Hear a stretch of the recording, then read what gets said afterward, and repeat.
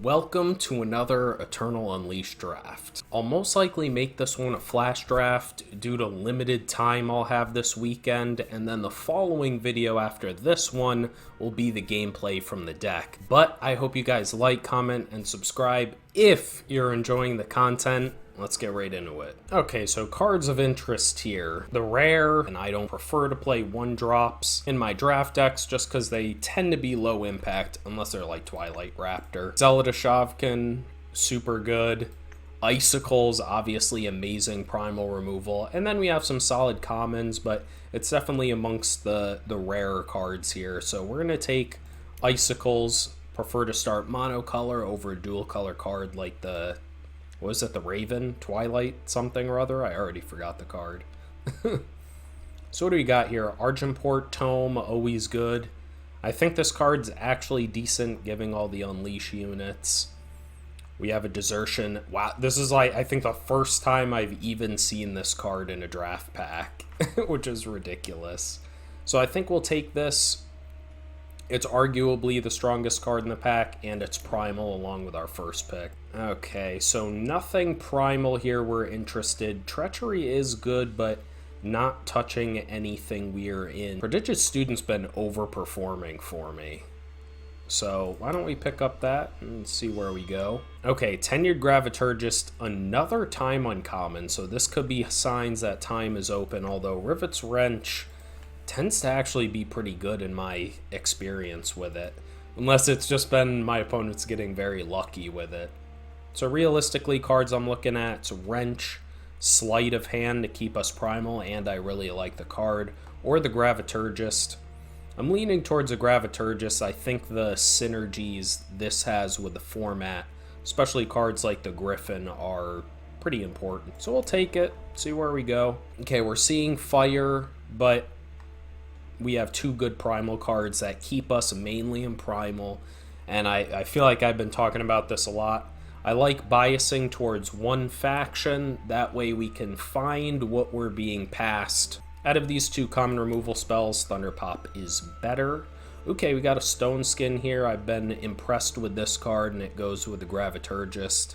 I am kind of ignoring some fire signals here, but we aren't seeing too many strong fire cards, like none of the removal, for example. Okay, we get another Student here.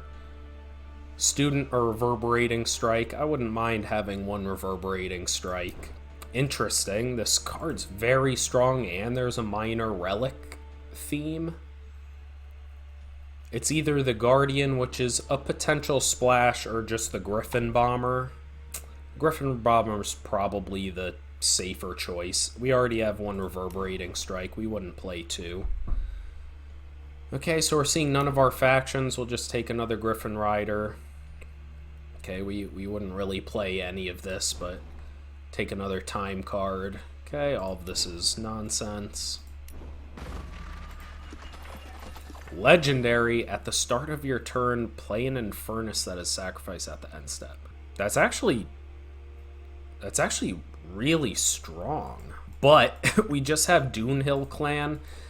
The issue with cards like this is fire tends to be aggressive, and this is obviously a slower card. It's 6 power, 3 fire influence, so you aren't going to get it till later in the game. Unfortunate I'm passing that, but I think Doonhill Clan, this card's just awesome. 4 cost 5/5 endurance, obviously insane, and if you flood out, which you guys have seen my videos, you know how it goes. You get to play 2 5/5s with endurance. That's like, you know, GG's. So easily, I think that kind of locks us into time. Flying on the enemy turn, that could be okay here. I'm going to take out the Justice cards for now. This is also a splashable card and a strong one.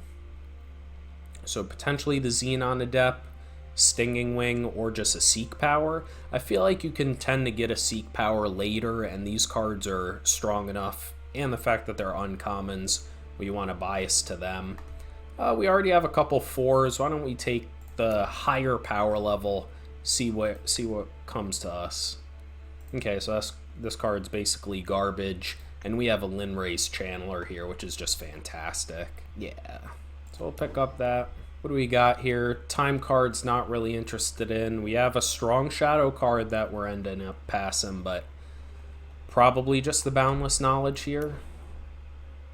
Oh. So we passed a good shadow card. Now we're seeing a good Justice one. And nothing else in Primal or Time. We'll take the Knuckles. Most likely not playing it. Okay, we get a Grumbo's Platoon here over a Terrazon or a Pin the Jotun. I like that.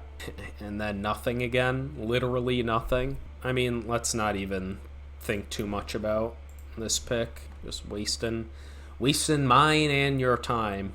Okay, Maniacal Reveler could be good.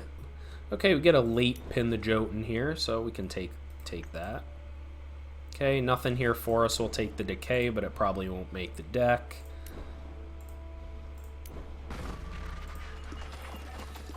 Okay, going well here thus far. So we have a double Fire Influence rare, not where we want to be. Since we're trying to splash a Shadow card, we do want to look out for Shadow Inscribe cards to help us with a splash. So Volunteer Corps, great for splashing, but we just have a Legacy here. Legacy's great at catching you up in the game or finishing the game. Oh man, I just love the Uncountable because it plays my favorite voice line card in Eternal, the Impending Doom. Realistically, we've picked up nothing in terms of splashing, and we already have one card we want to splash, so I don't think it's the right pick, unfortunately. Otherwise, we have a Saddled Sarasaur and a Warrior Monk. I like picking up the Sarasaur. If we get to... We need a couple more 2-drops, and putting it on an Unleash unit that we get to bounce in our hands, pretty sweet. And we can get Warrior Monks later. Okay, Snow Peak Eagle or the Spellhammer. Yeah, Eagle's just great, and we do want flyers for this Griffin. Ooh, Toxic Wisp, you say? So, obviously, once again, we're only trying to splash the Shadow. Noted, we haven't seen any, like literally any Shadow Inscribe cards, so this is just between Yeti, Caloric Mix, and Carnosaur Beta. We could use some removal, but I think Carnosaur Beta is just too important for our deck not to pick up. That's a tough one, but... Oh, a Force Stall here? Let's go. This card is just absolutely amazing. For those of you who haven't played it a lot in Cold Hunt, yeah, snap that up. Okay, this is looking good. Okay, we get a late Call the Hit here. Over the Torgov's Wares. Do we need to play this card? Is kind of what this is coming down to, where Torgov's Wares is just great. So what's better? Making our deck less consistent to splash Xenon Adept, or picking up a Torgov's Ware? Which is just going to be great no matter what. Man, that's a tough one. I'm going to take the Call the Hit. I think the Xenon Adept is worth it. Oh, it doesn't overlap.